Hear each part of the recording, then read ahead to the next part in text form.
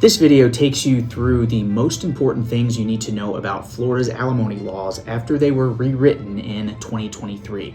Through this video, we're going to take you through the 2 requirements for getting alimony, how much alimony can be, how long it lasts, when can alimony be changed, or what happens if it's not paid. So if alimony is going to be an issue in your Florida's divorce case, you definitely need to keep watching.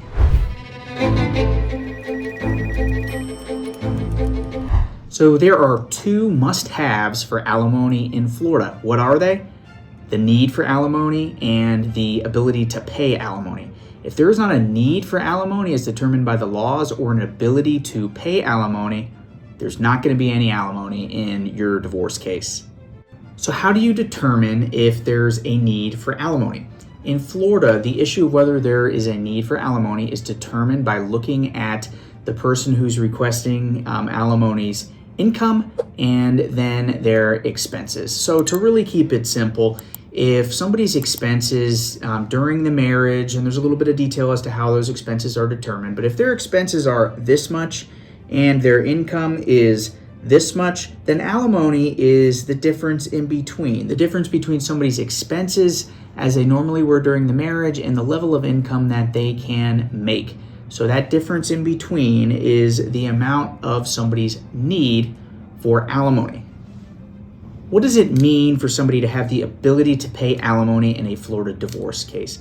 The ability to pay alimony is something that's really looked at when determining whether there is alimony awarded. And what it really means is, does the person have the ability to pay alimony of some amount? It could be $1, could be $1,000, it could be $10,000, but do they have the ability to pay that amount after looking at the person's income and adjusting for what are their normal expenses? So if somebody, say a husband's income is this much and their expenses, reasonable expenses after the divorce, are that much, their ability to pay alimony would be that amount in between. So how is somebody's income determined for purposes of whether they need or have the ability to pay alimony? Well, it's not as simple as the amount of money that somebody is currently making right now. What income is for purposes of determining need or ability to pay alimony is really what is somebody's income if they were to work at the best of their abilities in their local employment market. So as an example, if you have a doctor who's married to another doctor and that doctor doesn't work, they stop working, they know that they're going to get divorced and they just don't want to work. Well, in the divorce case, that unemployed doctor's need for alimony is going to be, what could they make if they were working as a doctor, not what are they making if they're unemployed as a doctor. So there's a lot of details of this. We're going to have a separate video on that that's coming out. Check the description for links.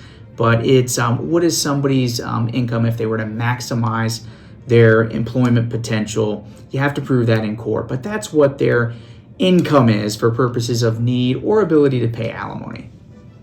So how does the court determine what somebody's expenses are for determining whether they have the need for alimony or the ability to pay alimony in a Florida divorce case? So the way it is done is by looking at the expenses as they were commonly incurred during the marriage as a starting point. And from that point, the court will make certain adjustments, sometimes up, sometimes down, based on what a person's living conditions are going to be after the divorce. So as an example, if a wife is going out and they have a huge grocery bill because they're buying groceries for the entire family, including her husband, after the divorce, her need for alimony related to groceries is only going to be based on the expenses of her after the divorce, not her and her husband. By similar token, if somebody has a house and the house has to be sold, and as a result of the house being sold as part of the divorce, their housing expenses are going to go up or down. That need, as it relates to housing expenses, is going to be based on what is the expense after the divorce. There's a lot of fighting over how is need determined, and forensic accountants sometimes get involved. But the starting point for determining what need is or ability to pay when it comes to somebody's expenses is what were the expenses as they were commonly incurred during the marriage. So how is the amount of alimony determined in a Florida divorce case? Well, the big picture here is that there are certain maximum amounts that alimony can be based on recent changes in the law.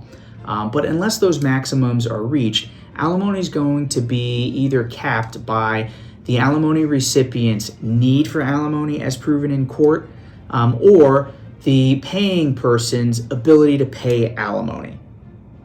So what are the statutory maximums for alimony in Florida?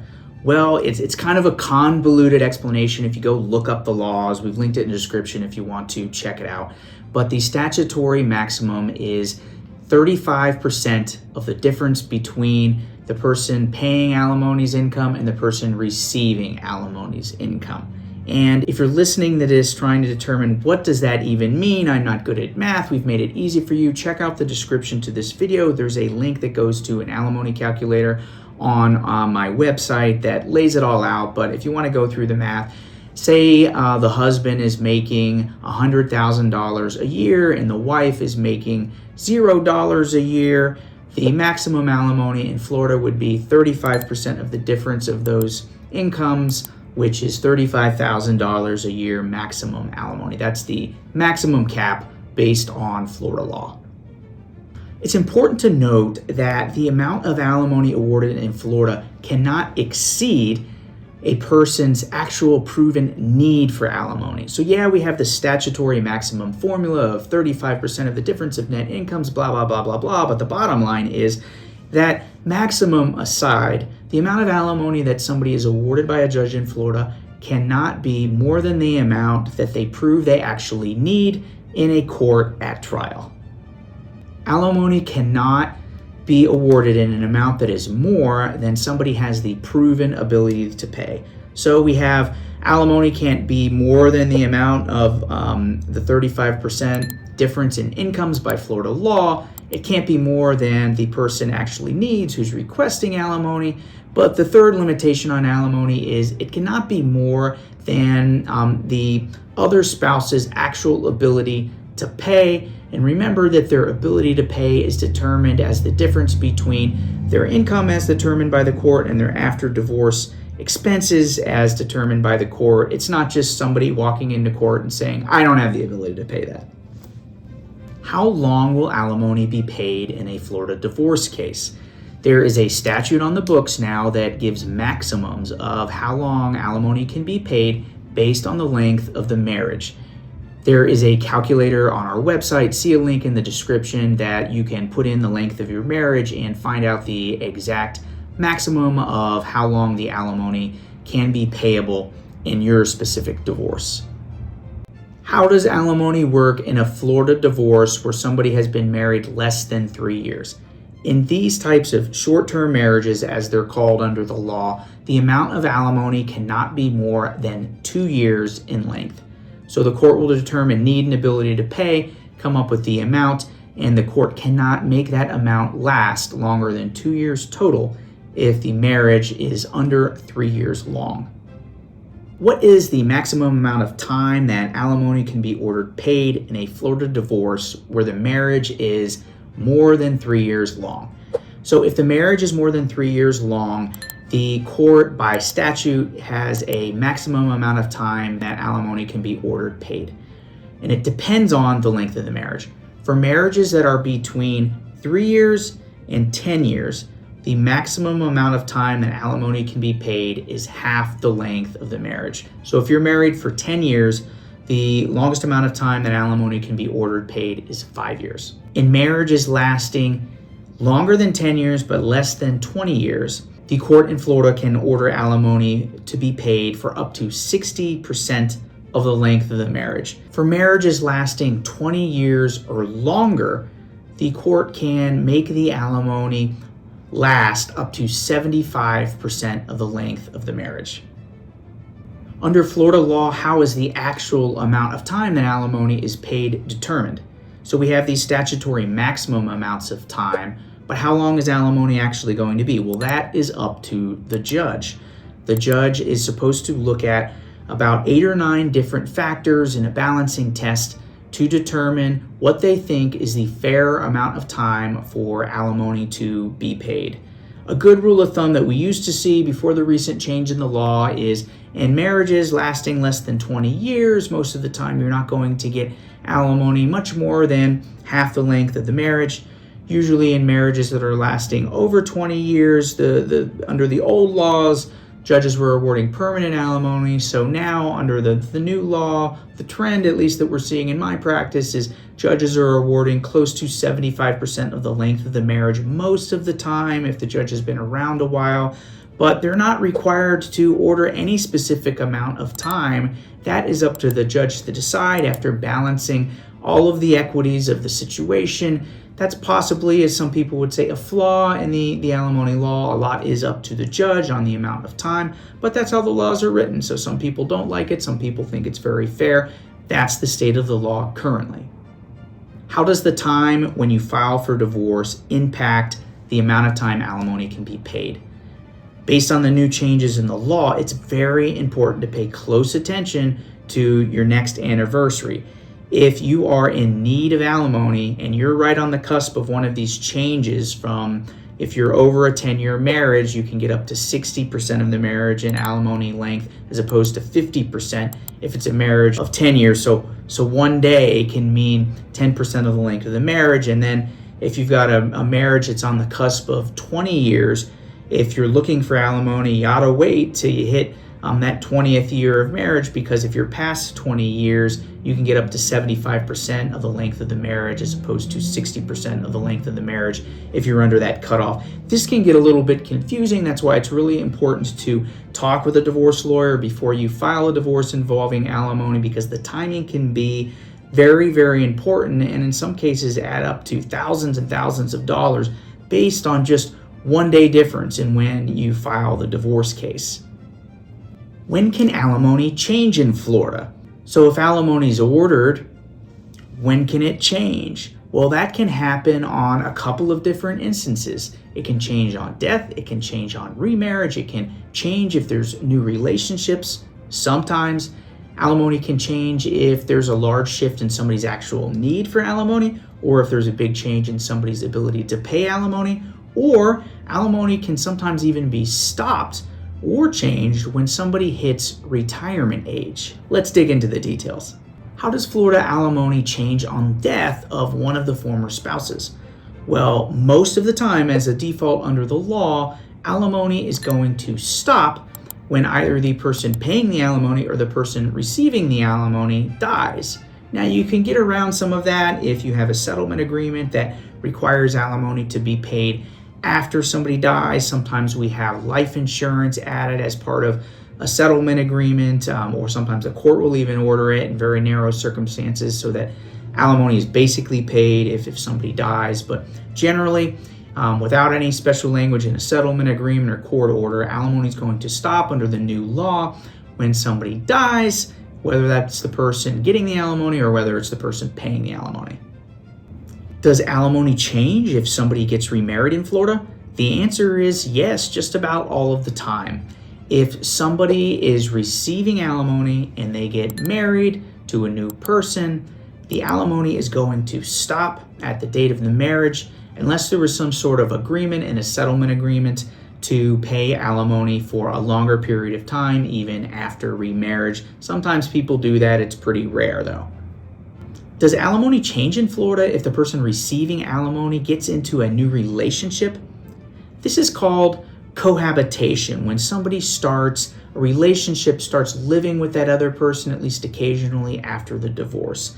And if somebody is doing that, if they are cohabitating, the court has to look at a balancing test found in Florida's cohabitation statute. See the link for description on that. It's chapter 6114 of the Florida statutes. And there's a whole balancing test of determining whether somebody's actually in a cohabitation supportive relationship or not. The court has to really look at, are people holding themselves out as a married couple? Are they paying each other's bills? Are they starting businesses together, having joint accounts together? So the court has to really look into all this stuff. It's a very fact-intensive exercise when clients are coming to us looking to change alimony based on a cohabitation type theory, we usually get private investigators to follow people around. Sometimes they're hard cases to prove. Just because somebody has a boyfriend or girlfriend and they're dating doesn't mean that alimony is going to change. There really has to be, in almost all circumstances, a true financial supportive relationship. It's up to the judge to support that out. There's a lot involved with those circumstances. But sometimes alimony can be changed if there is a financially supportive relationship that decreases the person's need for alimony. A lot of people ask, does alimony change after the divorce if the person receiving alimony doesn't need as much alimony anymore? The answer to that is yes. If it's proven that you do not need as much alimony after the divorce, maybe because your expenses really dropped, maybe it's because you went out and got a job, you can pay for more of your own bills. In those circumstances, if your former spouse takes you back to court and they can prove you need less alimony, yeah, the amount of alimony can go down. What happens if somebody loses their job or has a reduction in income and they're paying alimony in Florida? In those types of situations, if a court determines due to a job loss or reduction in income or due to changes in expenses of the person paying alimony, the court can reduce the amount of alimony that the person has to pay. So most commonly this happens when somebody loses their job, can't find another one, the economy is really bad, all hopes of getting their income back are out the window as proven in court, or if somebody has a catastrophic life event that keeps them from being able to work. Say somebody becomes disabled, they can't go work as much anymore. If it's a doctor, a surgeon working with their hands and they can no longer perform an operation and they don't have disability insurance, well, their income's going to go way down. They won't be able to pay as much in alimony anymore. So in circumstances like that, the amount of alimony that somebody has to pay can be reduced by a court or sometimes even eliminated. Courts are very skeptical in these situations because there's plenty of people paying alimony that want to just reduce the amount that they're paying. So usually you need an exceptionally good reason to reduce alimony that's already ordered by a court. But people can meet that burden of proof, and you have to understand that just because a certain amount of alimony is ordered for a certain period of time, the person paying that alimony may be able to reduce the amount or maybe even eliminate it. Does alimony change in Florida when somebody retires? That's a question we get asked a lot also, and the person paying alimony has a right to retire under Florida statutes. It's 6114, link in the description, but they have a right to retire at a reasonable retirement age, and the statute gets real wordy on this. It's pretty technical. Reasonable retirement age is usually the retirement age as determined by the Social Security Administration, so it can kind of change from time to time. Currently, that's 67 years old for most professions, but there is also a little bit of a balancing test on the person paying alimony's health and their chosen vocation. As an example, airline pilots sometimes are forced to retire by the airlines a little bit earlier than the Social Security retirement age. So the court can look at all of that, and if they determine that somebody is at a reasonable retirement age, then there's a little bit of all this technical burden shifting nonsense, but the person can possibly reduce the amount of alimony that they're paying. I say possibly because sometimes when people retire, they still have the ability to pay alimony based on their retirement benefits. As an example, if somebody retires and a pension kicks in, and based on that pension, they still have the ability to make the alimony payments, then they're probably going to have to keep paying the alimony after the retirement if they still have the ability to pay that amount of alimony. So we've talked about how is alimony determined, how much, how long, when can it be changed, what happens if the person paying alimony stops? Do you have any recourse? What happens when somebody stops paying alimony in Florida? In that type of situation, the amount of alimony the person has not paid becomes what's called a vested right, meaning if your former spouse doesn't pay alimony to you and they haven't filed something to change the amount of alimony, they can never get out of owing you that amount of money. So what happens when somebody doesn't pay alimony in Florida? Well, they could go to jail, actually. There's a process in Florida called a contempt of court case that allows you to force the other person that's not paying alimony into a court hearing.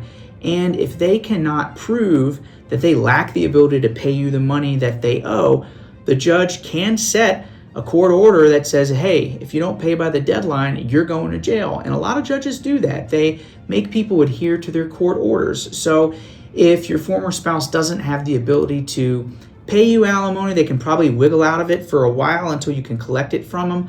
But if they go to a court hearing and they owe you alimony and they don't have a good legal excuse for why they haven't paid you, a lot of judges will set a court order that says the person goes to jail if they don't pay by a deadline. And that's a very effective tool that keeps a lot of people that might be difficult spouses, keeps them honest in paying the amount of alimony if they have something to lose. As an example, if somebody's a lawyer, they're going to pay the alimony most of the time to their ex-wife, because if they're found in contempt of court for not paying, they could lose their law license. So this doesn't work with everybody, but for a lot of people, the contempt of court remedy, the threat of jail, gets people to pay what they should be paying, even if they fell behind. How can you collect the amount of unpaid alimony in Florida? So if your former husband, as an example, doesn't pay alimony, you can get a judgment, a determination by the court of the amount that is unpaid plus interest, and then you can take that judgment and you can do what's called execute it, which means take that judgment and get paid on it, just as you could for any other debt. So if you get an alimony judgment and your husband has a car, you can go and execute that judgment against the car and make the car be sold to pay the amount of alimony. If your husband has a job that pays him through W-2 wages, you can take that alimony judgment and get a income withholding order that garnishes the amount of alimony from his paycheck.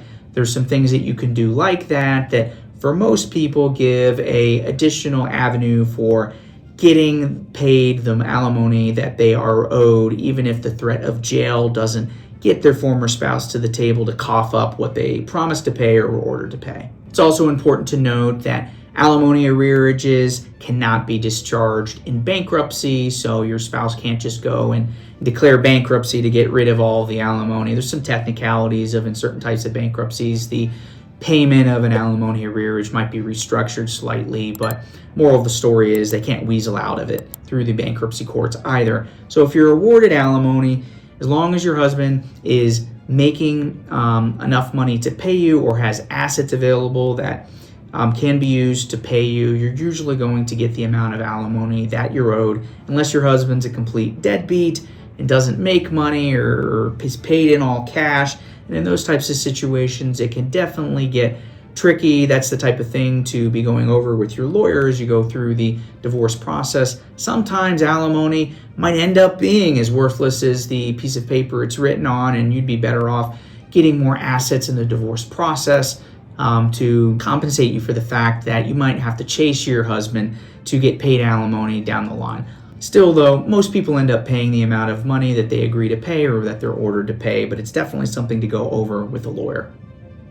So this has been the overview of Florida's alimony laws. If this has been helpful to you, please share this video. There is a lot of resources available in the description to this video. We have links to the alimony calculator. We have free divorce books that you can download from our website or ask to get mailed to you.